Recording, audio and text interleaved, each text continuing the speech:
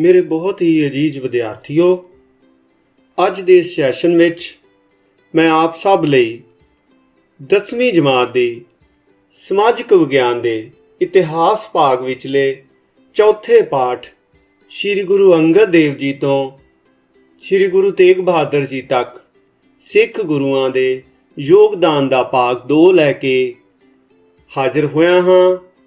ਮੈਂ ਹਾਂ ਤੁਹਾਡਾ ਆਪਣਾ ਦਵਿੰਦਰ ਸ਼ਰਮਾ, ਸਮਾਜਿਕ ਵਿਗਿਆਨ ਅਧਿਆਪਕ, ਜ਼ਿਲ੍ਹਾ ਕਪੂਰਥਲਾ ਤੋਂ।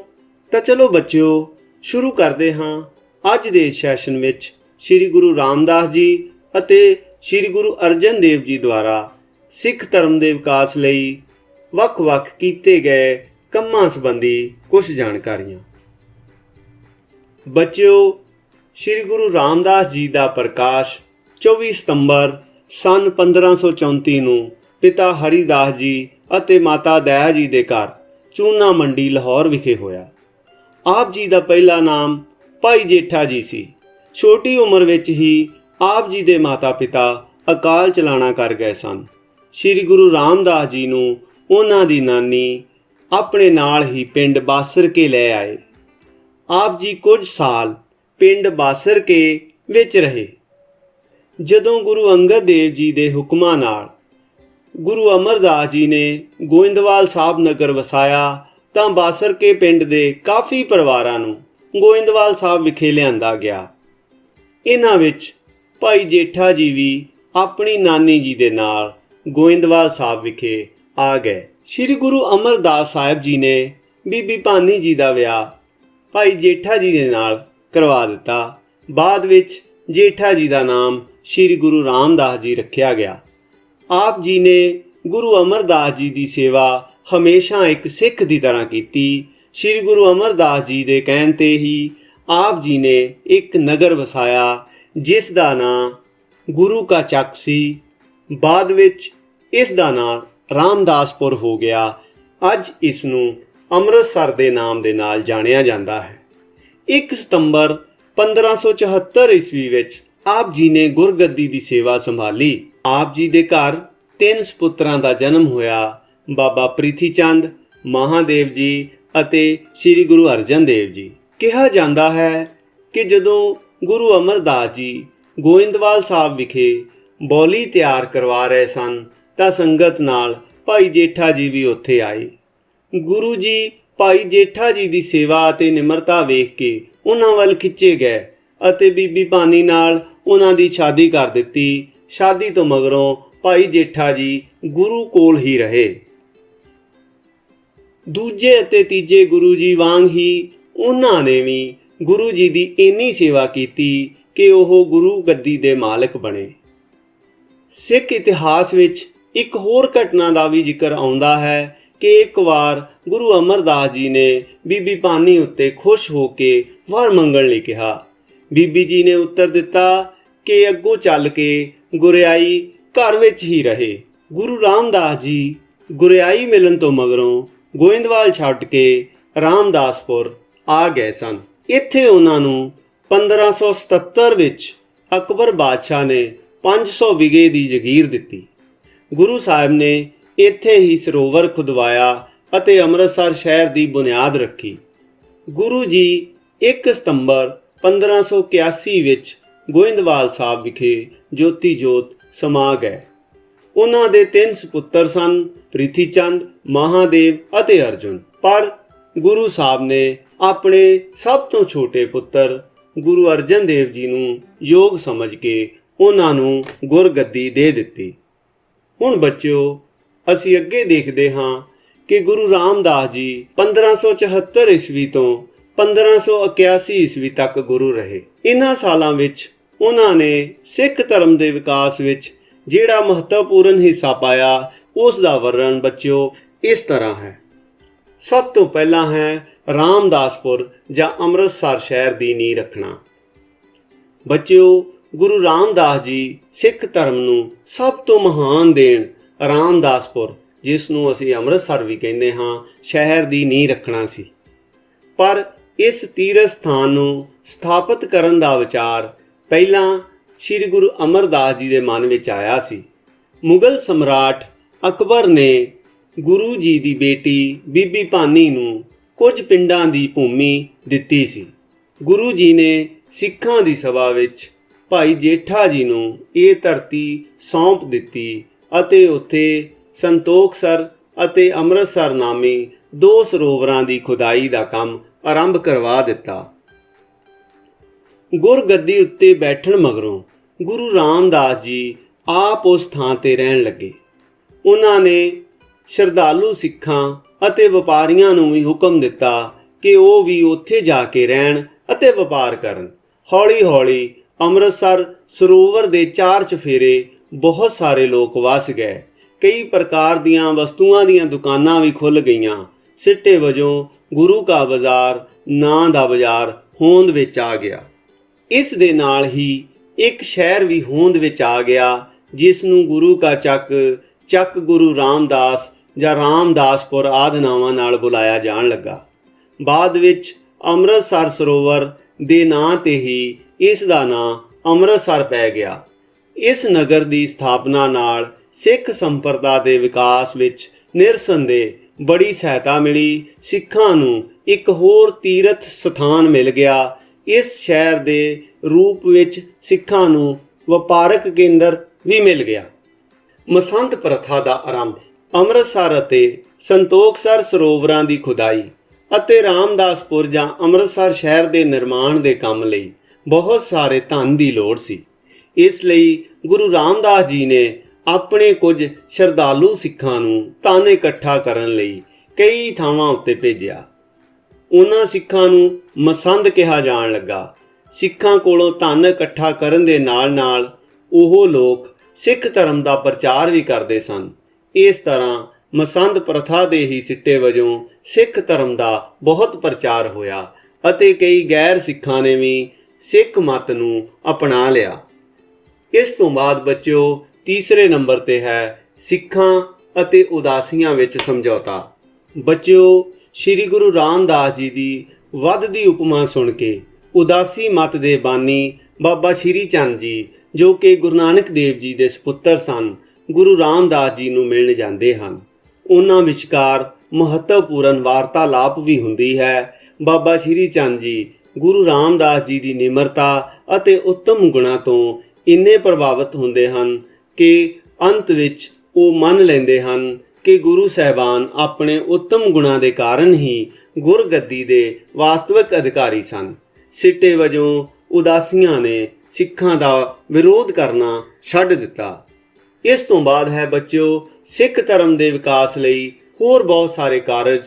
ਗੁਰੂ ਰਾਮਦਾਸ ਜੀ ਨੇ ਸਿੱਖ ਧਰਮ ਦੇ ਵਿਕਾਸ ਲਈ ਕਈ ਹੋਰ ਮਹਾਨ ਕਾਰਜ ਵੀ ਕੀਤੇ।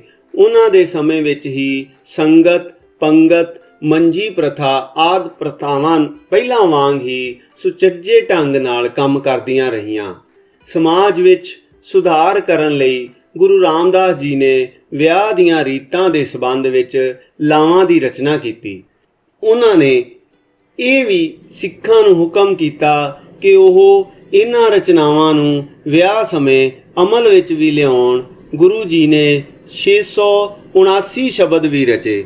ਇਸ ਤੋਂ ਬਾਅਦ ਬੱਚਿਓ, ਹੁਣ ਆਪਾਂ ਗੁਰੂ ਰਾਮਦਾਸ ਜੀ ਦੇ ਮੁਗਲ ਸਮਰਾਟ ਅਕਬਰ ਨਾਲ ਸੰਬੰਧਾਂ ਸੰਬੰਧੀ ਕੁਝ ਜਾਣਕਾਰੀਆਂ ਸਾਂਝੀਆਂ ਕਰਦੇ ਹਾਂ।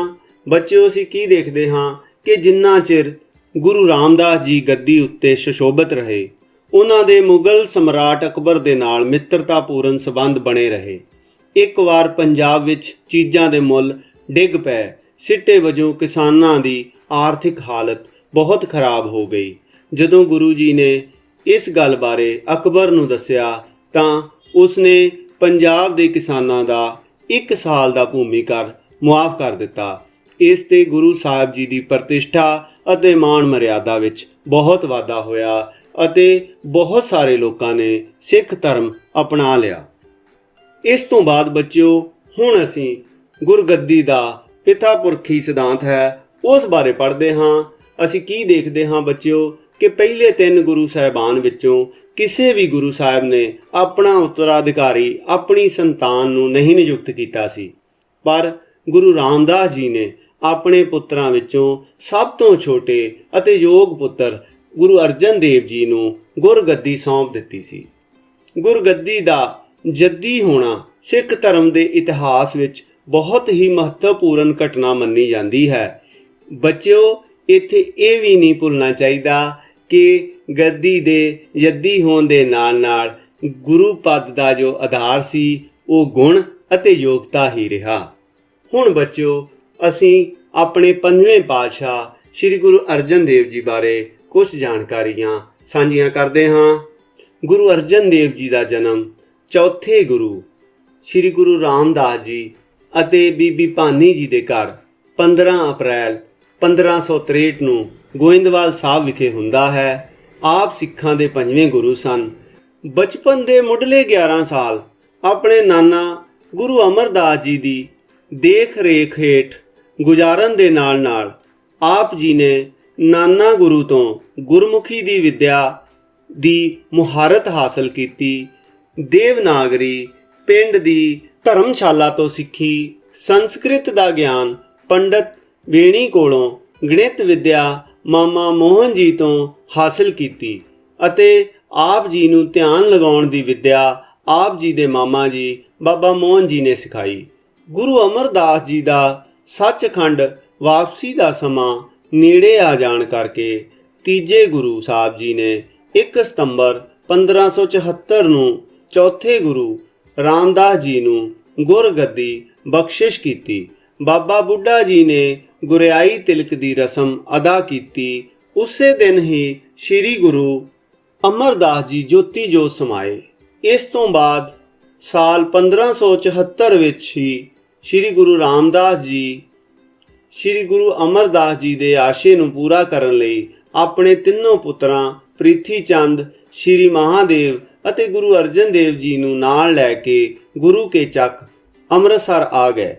ਸਭ ਤੋਂ ਪਹਿਲੀ ਸੇਵਾ ਜੋ ਸ੍ਰੀ ਗੁਰੂ ਅਮਰਦਾਸ ਜੀ ਦੇ ਸਮੇਂ ਸੰਤੋਖਸਰ ਦੀ ਚੱਲ ਰਹੀ ਸੀ ਉਸ ਨੂੰ ਆਰੰਭਿਆ ਅਤੇ ਜਿਸ ਟਾਹਲੀ ਹੇਠ ਬੈਠ ਕੇ ਆਪ ਜੀ ਸੇਵਾ ਕਰਵਾਇਆ ਕਰਦੇ ਸਨ, ਅੱਜ ਕੱਲ੍ਹ ਉੱਥੇ ਗੁਰਦੁਆਰਾ ਟਾਹਲੀ ਸਾਹਿਬ ਸੁਸ਼ੋਭਿਤ ਹੈ।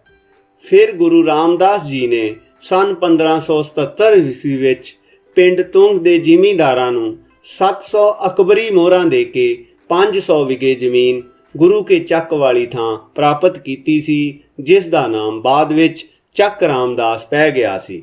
ਇਸੇ ਸਾਲ ਸ੍ਰੀ ਗੁਰੂ ਰਾਮਦਾਸ ਜੀ ਨੇ ਦੁੱਖ ਪੰਜਨੀ ਬੇਰੀ ਵਾਲੇ ਥਾਂ ਇੱਕ ਸਰੋਵਰ ਦੀ ਖੁਦਵਾਈ ਆਰੰਭੀ, ਜਿਸ ਨੂੰ ਬਾਅਦ ਵਿੱਚ ਸ੍ਰੀ ਗੁਰੂ ਅਰਜਨ ਦੇਵ ਜੀ ਨੇ ਸੰਪੂਰਨ ਕੀਤਾ। ਇਸ ਸਰੋਵਰ ਦਾ ਨਾਮ ਆਪਣੀ ਦੂਰ ਅੰਦੇਸ਼ੀ ਨਾਲ ਅੰਮ੍ਰਿਤਸਰ ਰੱਖਿਆ ਗਿਆ। ਇਸ ਤੋਂ ਹੀ ਇਸ ਨਗਰ ਦਾ ਨਾਮ ਅੰਮ੍ਰਿਤਸਰ ਪੈ ਗਿਆ। ਗੁਰੂ ਸਾਹਿਬ 1581 ਈਸਵੀ ਤੋਂ 1606 ਈਸਵੀ ਤੱਕ ਗੁਰਗੱਦੀ ਉੱਤੇ ਵਿਰਾਜਮਾਨ ਰਹੇ। ਭਾਵੇਂ ਉਹਨਾਂ ਨੂੰ ਆਪਣੇ ਵੱਡੇ ਭਰਾ ਪ੍ਰਿਥੀ ਚੰਦ ਅਤੇ ਹਿੰਦੂ ਅਤੇ ਮੁਸਲਮਾਨ ਕੱਟੜਪੰਥੀਆਂ ਦਾ ਜ਼ੋਰਦਾਰ ਵਿਰੋਧ ਸਹਿਣਾ ਪਿਆ, ਫਿਰ ਵੀ ਉਹਨਾਂ ਦੇ ਕਾਲ ਵਿੱਚ ਸਿੱਖ ਧਰਮ ਦੇ ਵਿਕਾਸ ਲਈ ਕਈ ਮਹੱਤਵਪੂਰਨ ਕਾਰਜ ਹੋਏ, ਜਿਨ੍ਹਾਂ ਦਾ ਵੇਰਵਾ ਇਸ ਪ੍ਰਕਾਰ ਹੈ। ਸਭ ਤੋਂ ਪਹਿਲਾਂ ਹੈ ਗੁਰੂ ਰਾਮਦਾਸ ਜੀ ਦੇ ਕੰਮਾਂ ਨੂੰ ਸੰਪੂਰਨਤਾ ਦਿੱਤੀ। ਬੱਚਿਓ, ਗੁਰੂ ਰਾਮਦਾਸ ਜੀ ਨੇ ਰਾਮਦਾਸਪੁਰ ਦੀ ਨੀਂਹ ਰੱਖੀ ਸੀ। ਉਹਨਾਂ ਨੇ ਉੱਥੇ ਅੰਮ੍ਰਿਤਸਰ ਅਤੇ ਸੰਤੋਖਸਰ ਨਾਮੀ 2 ਸਰੋਵਰਾਂ ਦੀ ਖੁਦਵਾਈ ਦਾ ਕੰਮ ਵੀ ਸ਼ੁਰੂ ਕੀਤਾ ਸੀ, ਪਰ ਉਹ ਉਹਨਾਂ ਕਾਰਜਾਂ ਨੂੰ ਮੁਕੰਮਲ ਨਹੀਂ ਸਨ ਕਰ ਸਕੇ। ਗੁਰੂ ਅਰਜਨ ਦੇਵ ਜੀ ਨੇ ਅੰਮ੍ਰਿਤਸਰ ਅਤੇ ਸੰਤੋਖਸਰ ਸਰੋਵਰ ਦੇ ਨਿਰਮਾਣ ਦਾ ਕਾਰਜ ਮੁਕੰਮਲ ਕੀਤਾ। ਉਹਨਾਂ ਨੇ ਭਾਈ ਬੁੱਢਾ ਜੀ ਦੀ ਸਹਾਇਤਾ ਨਾਲ ਅੰਮ੍ਰਿਤਸਰ ਸ਼ਹਿਰ ਦੇ ਨਿਰਮਾਣ ਦਾ ਕੰਮ ਵੀ ਪੂਰਾ ਕੀਤਾ। ਇਸ ਤੋਂ ਬਾਅਦ ਬੱਚਿਓ, ਆਪਾਂ ਹਰਿਮੰਦਰ ਸਾਹਿਬ ਦੀ ਉਸਾਰੀ ਸੰਬੰਧੀ ਕੁਝ ਜਾਣਕਾਰੀ ਸਾਂਝੀ ਕਰਦੇ ਹਾਂ। ਇੱਥੇ ਅਸੀਂ ਕੀ ਦੇਖਦੇ ਹਾਂ ਬੱਚਿਓ ਕਿ ਗੁਰੂ ਅਰਜਨ ਦੇਵ ਜੀ ਨੇ ਅੰਮ੍ਰਿਤਸਰ ਸਰੋਵਰ ਦੇ ਵਿਚਕਾਰ 1588 ਈਸਵੀ ਵਿੱਚ ਹਰਿਮੰਦਰ ਸਾਹਿਬ ਦੀ ਉਸਾਰੀ ਦਾ ਕੰਮ ਸ਼ੁਰੂ ਕਰਵਾਇਆ। ਮੰਨਿਆ ਜਾਂਦਾ ਹੈ ਕਿ ਹਰਿਮੰਦਰ ਸਾਹਿਬ ਦਾ ਨੀਂਹ ਪੱਥਰ 1588 ਈਸਵੀ ਵਿੱਚ ਸੂਫੀ ਫਕੀਰ ਮੀਆਂ ਮੀਰ ਨੇ ਰੱਖਿਆ। ਹਰਿਮੰਦਰ ਸਾਹਿਬ ਦੇ ਚਾਰੇ ਪਾਸੇ ਦਰਵਾਜ਼ੇ ਰੱਖੇ ਗਏ, ਜਿਸ ਤੋਂ ਇਹ ਭਾਵ ਹੈ ਕਿ ਇਹ ਮੰਦਰ ਚਾਰੋਂ ਜਾਤਾਂ ਅਤੇ ਚਾਰੇ ਪਾਸਿਓਂ ਆਉਣ ਵਾਲੇ ਲੋਕਾਂ ਲਈ ਖੁੱਲ੍ਹੇ ਹੋਏ ਹਨ। ਹਰਿਮੰਦਰ ਸਾਹਿਬ ਦੀ ਉਸਾਰੀ ਭਾਈ ਬੁੱਢਾ ਜੀ ਅਤੇ ਭਾਈ ਗੁਰਦਾਸ ਜੀ ਦੀ ਦੇਖ ਰੇਖ ਹੇਠ 1601 ਈਸਵੀ ਵਿੱਚ ਸੰਪੂਰਨ ਹੋਈ। ਸਤੰਬਰ 1604 ਈਸਵੀ ਵਿੱਚ ਹਰਿਮੰਦਰ ਸਾਹਿਬ ਵਿੱਚ ਆਦਿ ਗੁਰੂ ਗ੍ਰੰਥ ਸਾਹਿਬ ਜੀ ਦੀ ਸਥਾਪਨਾ ਕਰ ਦਿੱਤੀ ਗਈ। ਭਾਈ ਬੁੱਢਾ ਜੀ ਨੂੰ ਇੱਥੋਂ ਦਾ ਪਹਿਲਾ ਗ੍ਰੰਥੀ ਵੀ ਥਾਪਿਆ ਗਿਆ। ਇਸ ਤੋਂ ਬਾਅਦ ਬੱਚਿਓ ਆਪਾਂ ਦੇਖਦੇ ਹਾਂ ਕਿ ਅੰਮ੍ਰਿਤਸਰ ਵਿਖੇ ਹਰਿਮੰਦਰ ਸਾਹਿਬ ਦਾ ਨਿਰਮਾਣ ਸਿੱਖ ਧਰਮ ਦੀ ਦ੍ਰਿੜਤਾਪੂਰਵਕ ਸਥਾਪਨਾ ਲਈ ਸਭ ਤੋਂ ਵੱਧ ਮਹੱਤਵਪੂਰਨ ਕਾਰਜ ਸੀ। ਇਸ ਨਾਲ ਸਿੱਖਾਂ ਨੂੰ ਹਿੰਦੂ ਤੀਰਥ ਸਥਾਨਾਂ ਦੀ ਯਾਤਰਾ ਕਰਨ ਦੀ ਲੋੜ ਨਾ ਰਹੀ। ਅੰਮ੍ਰਿਤਸਰ ਸਿੱਖਾਂ ਦਾ ਮੱਕਾ ਅਤੇ ਗੰਗਾ ਬਨਾਰਸ ਬਣ ਗਿਆ। ਇਸ ਤੋਂ ਬਾਅਦ ਬੱਚਿਓ ਆਪਾਂ ਅੱਗੇ ਦੇਖਦੇ ਹਾਂ ਨਵੇਂ ਸ਼ਹਿਰਾਂ ਦੀ ਸਥਾਪਨਾ। ਵਿਦਿਆਰਥੀਓ, ਅੰਮ੍ਰਿਤਸਰ ਤੋਂ ਇਲਾਵਾ ਗੁਰੂ ਅਰਜਨ ਦੇਵ ਜੀ ਨੇ 1590 ਈਸਵੀ ਵਿੱਚ ਰਾਵੀ ਅਤੇ ਬਿਆਸ ਨਦੀਆਂ ਦੇ ਵਿਚਕਾਰ ਤਰਨਤਾਰਨ ਨਾਮੀ ਇੱਕ ਸ਼ਹਿਰ ਦੀ ਨੀਂਹ ਰੱਖੀ। ਇਸ ਸ਼ਹਿਰ ਦੀ ਜੋ ਜ਼ਮੀਨ ਸੀ ਉਹ ਗੁਰੂ ਜੀ ਨੇ ਖਾਰਾ ਪਿੰਡ ਦੇ ਲੋਕਾਂ ਤੋਂ ਖਰੀਦੀ ਸੀ ਅਤੇ ਇਸ ਜ਼ਮੀਨ ਨੂੰ ਖਰੀਦ ਕੇ ਇੱਥੇ ਇੱਕ ਸਰੋਵਰ ਦੀ ਖੁਦਾਈ ਦਾ ਕੰਮ ਵੀ ਸ਼ੁਰੂ ਕਰਵਾ ਦਿੱਤਾ ਸੀ। ਇਸ ਸਰੋਵਰ ਦਾ ਨਾਂ ਤਰਨਤਾਰਨ ਰੱਖਿਆ ਗਿਆ, ਜਿਸ ਦਾ ਅਰਥ ਬੱਚਿਓ ਇਹ ਸੀ ਕਿ ਇਸ ਵਿੱਚ ਇਸ਼ਨਾਨ ਕਰਨ ਵਾਲਾ ਵਿਅਕਤੀ ਇਸ ਸੰਸਾਰ ਦੇ ਭਵ ਸਾਗਰ ਨੂੰ ਪਾਰ ਕਰ ਜਾਵੇਗਾ। ਹੌਲੀ ਹੌਲੀ ਇਸ ਸਰੋਵਰ ਦੇ ਆਲੇ ਦੁਆਲੇ ਇੱਕ ਸ਼ਹਿਰ ਵਸ ਗਿਆ, ਜੋ ਸਿੱਖਾਂ ਦਾ ਇੱਕ ਹੋਰ ਤੀਰਥ ਸਥਾਨ ਬਣ ਗਿਆ।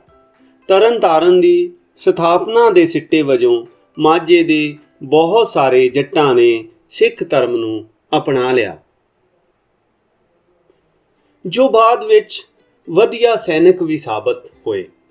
ਤਰਨਤਾਰਨ ਦੇ ਨਿਰਮਾਣ ਮਗਰੋਂ ਗੁਰੂ ਅਰਜਨ ਦੇਵ ਜੀ ਨੇ ਜਲੰਧਰ ਦੇ ਨੇੜੇ 1593 ਈਸਵੀ ਵਿੱਚ ਇੱਕ ਸ਼ਹਿਰ ਦੀ ਨੀਂਹ ਰੱਖੀ, ਜਿਸ ਦਾ ਨਾਂ ਕਰਤਾਰਪੁਰ ਜਾਂ ਈਸ਼ਵਰ ਦਾ ਸ਼ਹਿਰ ਰੱਖਿਆ। ਗੁਰੂ ਸਾਹਿਬ ਨੇ ਇੱਥੇ ਖੂਹ ਵੀ ਖੁਦਵਾਇਆ, ਜਿਸ ਦਾ ਨਾਂ ਗੰਗਸਰ ਰੱਖਿਆ ਗਿਆ। ਸਿੱਟੇ ਵਜੋਂ ਇਹ ਸ਼ਹਿਰ ਜਲੰਧਰ ਦੁਆਬੇ ਵਿੱਚ ਸਿੱਖ ਧਰਮ ਦੇ ਪ੍ਰਚਾਰ ਦਾ ਇੱਕ ਕੇਂਦਰ ਬਣ ਗਿਆ।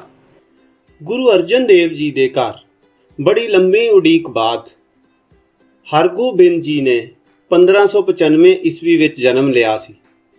ਇਸ ਲਈ ਗੁਰੂ ਜੀ ਨੇ ਆਪਣੇ ਪੁੱਤਰ ਦੇ ਜਨਮ ਦੀ ਖੁਸ਼ੀ ਵਿੱਚ ਬਿਆਸ ਨਦੀ ਦੇ ਕੰਢੇ ਆਪਣੇ ਬੇਟੇ ਦੇ ਨਾਂ ਤੇ ਹਰਗੋਬਿੰਦਪੁਰ ਨਾਮੀ ਇੱਕ ਸ਼ਹਿਰ ਦੀ ਨੀਂਹ ਰੱਖੀ। ਗੁਰੂ ਅਰਜਨ ਦੇਵ ਜੀ ਨੇ ਅੰਮ੍ਰਿਤਸਰ ਦੇ ਨਜ਼ਦੀਕ ਪੱਛਮ ਵੱਲ ਕੁਝ ਕੁ ਮੀਲਾਂ ਦੀ ਵਿੱਥ ਤੇ ਪਾਣੀ ਦੀ ਥੁੜ ਨੂੰ ਪੂਰਾ ਕਰਨ ਲਈ ਇੱਕ 6 ਹਰਟਾਂ ਵਾਲਾ ਖੂਹ ਖੁਦਵਾਇਆ। ਹੌਲੀ ਹੌਲੀ ਉਸ ਦੁਆਲੇ ਇੱਕ ਸ਼ਹਿਰ ਵੀ ਵਸ ਗਿਆ, ਜਿਸ ਨੂੰ ਅਸੀਂ ਅੱਜ ਛੇਹਰਟਾ ਦੇ ਨਾਮ ਦੇ ਨਾਲ ਜਾਣਦੇ ਹਾਂ। ਲਾਹੌਰ ਵਿਖੇ ਬੌਲੀ ਦਾ ਨਿਰਮਾਣ ਕਰਨਾ। ਬੱਚਿਓ, ਗੁਰੂ ਅਰਜਨ ਦੇਵ ਜੀ ਨੇ ਲਾਹੌਰ ਦੇ ਸ਼ਰਧਾਲੂਆਂ ਦੀ ਬੇਨਤੀ ਤੇ ਲਾਹੌਰ ਦੀ ਯਾਤਰਾ ਕੀਤੀ। ਉੱਥੇ ਉਹ ਡੱਬੀ ਬਾਜ਼ਾਰ ਵਿੱਚ ਠਹਿਰੇ ਅਤੇ ਉਹਨਾਂ ਨੇ ਇੱਕ ਬੌਲੀ ਦੇ ਨਿਰਮਾਣ ਦੀ ਯੋਜਨਾ ਬਣਾਈ। ਉਸ ਬੌਲੀ ਦੇ ਨਿਰਮਾਣ ਦੇ ਬਾਅਦ ਉਹ ਬੌਲੀ ਵੀ ਸਿੱਖਾਂ ਦਾ ਇੱਕ ਹੋਰ ਤੀਰਥ ਸਥਾਨ ਬਣ ਗਈ। ਮਸੰਦ ਪ੍ਰਥਾ ਦਾ ਸੰਗਠਨ ਅਤੇ ਵਿਕਾਸ ਕਰਨਾ। ਗੁਰੂ ਅਰਜਨ ਦੇਵ ਜੀ ਨੇ ਮਸੰਦ ਪ੍ਰਥਾ ਨੂੰ ਠੀਕ ਢੰਗ ਨਾਲ ਸੰਗਠਿਤ ਅਤੇ ਵਿਕਸਿਤ ਕੀਤਾ। ਉਹਨਾਂ ਦੇ ਕਾਲ ਵਿੱਚ ਸਿੱਖਾਂ ਦੀ ਸੰਖਿਆ ਬਹੁਤ ਵੱਧ ਗਈ ਸੀ। ਉਹਨਾਂ ਨੇ ਸਿੱਖ ਧਰਮ ਦੇ ਵਿਕਾਸ ਲਈ ਹਰਿਮੰਦਰ ਸਾਹਿਬ, ਸੰਤੋਖਸਰ, ਤਰਨਤਾਰਨ, ਕਰਤਾਰਪੁਰ, ਹਰਗੋਬਿੰਦਪੁਰ ਆਦਿ ਸ਼ਹਿਰਾਂ ਦੀ ਸਥਾਪਨਾ ਕੀਤੀ। ਉਪਰੋਕਤ ਕਾਰਜਾਂ ਨੂੰ ਸਿਰੇ ਚਾੜਨ ਲਈ ਪੈਸੇ ਦੀ ਲੋੜ ਸੀ। ਲੰਗਰ ਪ੍ਰਥਾ ਨੂੰ ਚਲਾਉਣ ਲਈ ਵੀ ਧਨ ਚਾਹੀਦਾ ਸੀ। ਸੋ ਸਿੱਖ ਸੰਗਤਾਂ ਤੋਂ ਚੜਾਵੇ ਦੇ ਰੂਪ ਵਿੱਚ ਕਾਫੀ ਅਤੇ ਨਿਸ਼ਚਿਤ ਰੂਪ ਵਿੱਚ ਧਨ ਪ੍ਰਾਪਤ ਨਹੀਂ ਸੀ ਹੁੰਦਾ। ਇਸ ਲਈ ਗੁਰੂ ਅਰਜਨ ਦੇਵ ਜੀ ਨੇ ਮਸੰਦ ਪ੍ਰਥਾ ਦਾ ਪੁਨਰ ਸੰਗਠਨ ਕੀਤਾ। ਇਸ ਸੰਸਥਾ ਲਈ ਜੋ ਨਿਯਮ ਬਣਾਏ ਗਏ, ਉਹਨਾਂ ਦਾ ਵੇਰਵਾ ਬੱਚਿਓ ਇਸ ਤਰ੍ਹਾਂ ਹੈ। ਹਰ ਸਿੱਖ ਦਸਵੰਧ ਭਾਵ ਆਪਣੀ ਆਮਦਨ ਦਾ 10ਵਾਂ ਹਿੱਸਾ ਗੁਰੂ ਦੇ ਨਾਮ ਭੇਟਾ ਕਰੇਗਾ।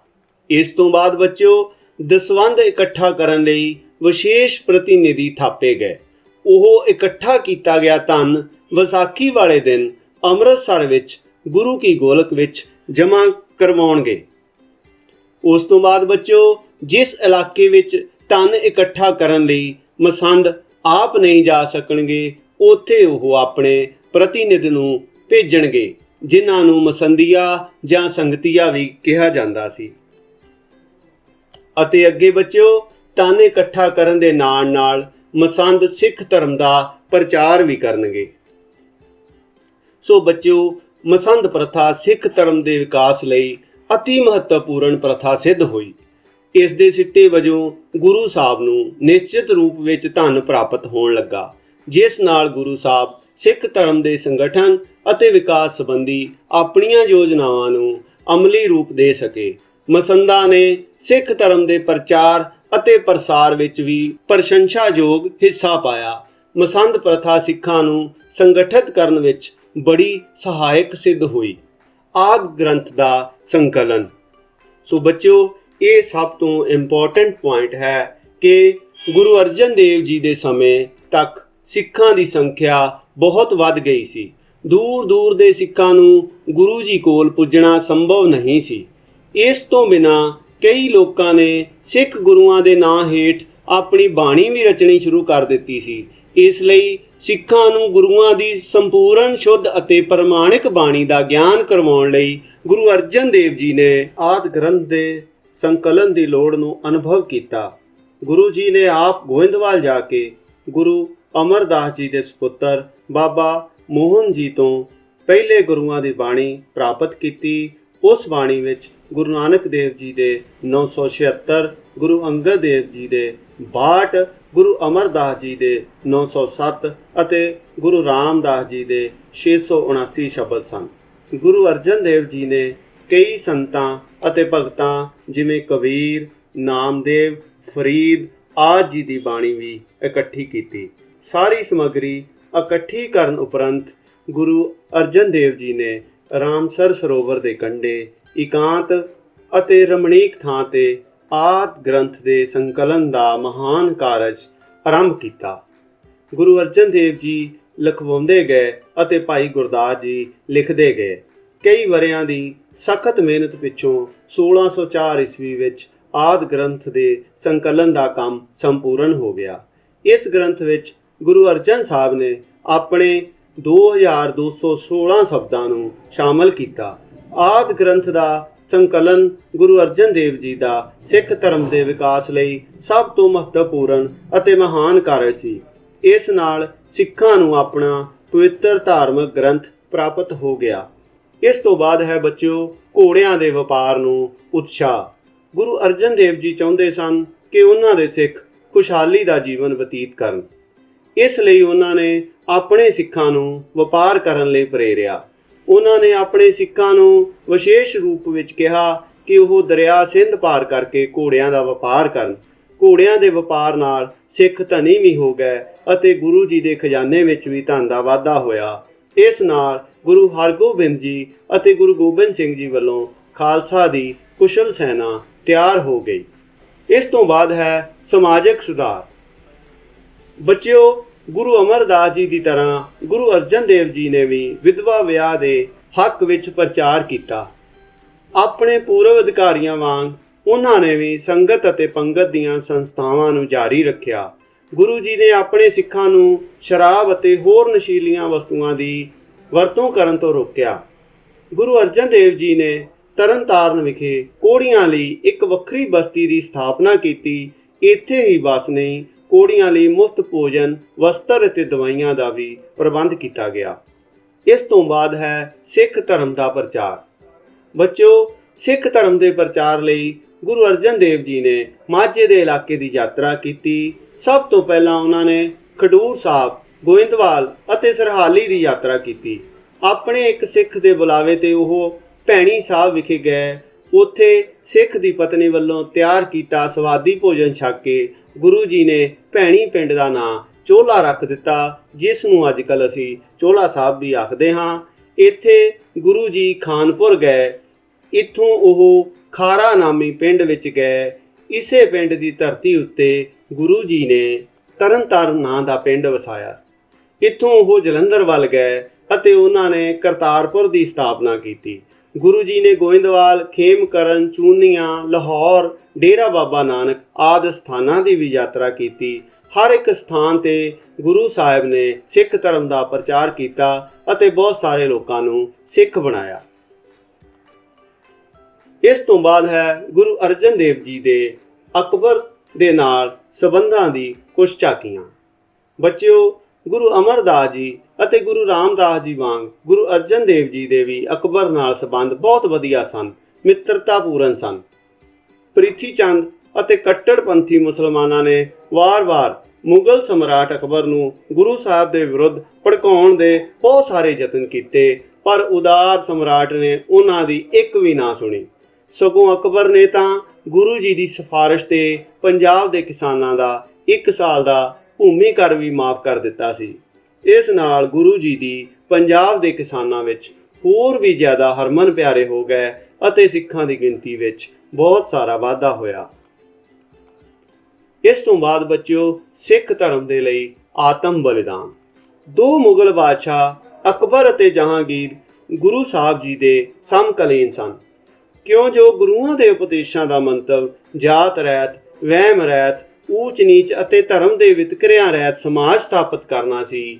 ਇਸ ਲਈ ਅਕਬਰ ਗੁਰੂਆਂ ਨੂੰ ਪਸੰਦ ਕਰਦਾ ਸੀ, ਪਰ ਜਹਾਂਗੀਰ ਗੁਰੂ ਅਰਜਨ ਦੇਵ ਜੀ ਦੀ ਵਧਦੀ ਹੋਈ ਪ੍ਰਸਿੱਧਤਾ ਨੂੰ ਪਸੰਦ ਨਹੀਂ ਸੀ ਕਰਦਾ। ਉਹ ਕੱਟੜ ਸੀ। ਉਸ ਨੂੰ ਇਹ ਵੀ ਗੁੱਸਾ ਆਉਂਦਾ ਸੀ ਕਿ ਜਿੱਥੇ ਗੁਰੂ ਸਾਹਿਬ ਦੇ ਹਿੰਦੂ ਲੋਕ ਅਨੁਯਾਈ ਬਣ ਰਹੇ ਸਨ, ਉੱਥੇ ਕੁਝ ਮੁਸਲਮਾਨ ਵੀ ਉਹਨਾਂ ਦੇ ਪ੍ਰਭਾਵ ਵਿੱਚ ਆ ਰਹੇ ਸਨ। ਜਦੋਂ ਸ਼ਹਿਜ਼ਾਦਾ ਖੁਸਰੋ ਨੇ ਆਪਣੇ ਪਿਤਾ ਜਹਾਂਗੀਰ ਦੇ ਵਿਰੁੱਧ ਵਿਦਰੋਹ ਕੀਤਾ ਅਤੇ ਜਦੋਂ ਸ਼ਾਹੀ ਫੌਜਾਂ ਨੇ ਖੁਸਰੋ ਦਾ ਪਿੱਛਾ ਕੀਤਾ ਤਾਂ ਉਹ ਦੌੜ ਕੇ ਪੰਜਾਬ ਆ ਗਿਆ ਤੇ ਗੁਰੂ ਸਾਹਿਬ ਨੂੰ ਮਿਲਿਆ। ਇਸ ਤੇ ਜਹਾਂਗੀਰ, ਜੋ ਕਿ ਪਹਿਲਾਂ ਹੀ ਗੁਰੂ ਸਾਹਿਬ ਦੇ ਵਿਰੁੱਧ ਕਾਰਵਾਈ ਕਰਨ ਦਾ ਬਹਾਨਾ ਲੱਭ ਰਿਹਾ ਸੀ, ਨੇ ਰਾਜ ਦੇ ਬਾਗੀ ਖੁਸਰੋ ਦੀ ਸਹਾਇਤਾ ਕਰਨ ਦੇ ਅਪਰਾਧ ਵਿੱਚ ਗੁਰੂ ਸਾਹਿਬ ਉੱਤੇ 2 ਲੱਖ ਰੁਪਏ ਦਾ ਜੁਰਮਾਨਾ ਕਰ ਦਿੱਤਾ। ਗੁਰੂ ਜੀ ਨੇ ਇਸ ਜੁਰਮਾਨੇ ਨੂੰ ਅਣਉਚਿਤ ਸਮਝਦਿਆਂ ਹੋਇਆਂ ਇਹ ਜੁਰਮਾਨਾ ਦੇਣ ਤੋਂ ਇਨਕਾਰ ਕਰ ਦਿੱਤਾ। ਇਸ ਤੇ ਆਪ ਜੀ ਨੂੰ ਤਸੀਹੇ ਦੇ ਕੇ 1606 ਈਸਵੀ ਵਿੱਚ ਸ਼ਹੀਦ ਕਰ ਦਿੱਤਾ ਗਿਆ। ਸੋ ਬੱਚਿਓ, ਇਹ ਸੀ 2 ਗੁਰੂ ਸਾਹਿਬਾਨ, ਸ਼੍ਰੀ ਗੁਰੂ ਰਾਮਦਾਸ ਜੀ ਅਤੇ ਸ਼੍ਰੀ ਗੁਰੂ ਅਰਜਨ ਦੇਵ ਜੀ ਦੇ ਸਿੱਖ ਧਰਮ ਦੇ ਵਿਕਾਸ ਲਈ ਕੀਤੇ ਕੰਮਾਂ ਦੀ ਕੁਝ ਸੰਖੇਪ ਜਾਣਕਾਰੀ। ਬੱਚਿਓ, ਸਮਾਂ ਹੁਣ ਮੈਨੂੰ ਅੱਗੇ ਵਧਣ ਦੀ ਇਜਾਜ਼ਤ ਨਹੀਂ ਦਿੰਦਾ, ਇਸ ਲਈ ਮੈਂ ਆਪਣੀ ਬਾਣੀ ਨੂੰ ਇੱਥੇ ਹੀ ਵਿਰਾਮ ਦਿੰਦਾ ਹੋਇਆ ਆਪ ਸਭ ਦਾ ਧੰਨਵਾਦ ਕਰਦਾ ਹਾਂ। ਥੈਂਕ ਯੂ ਬੱਚਿਓ।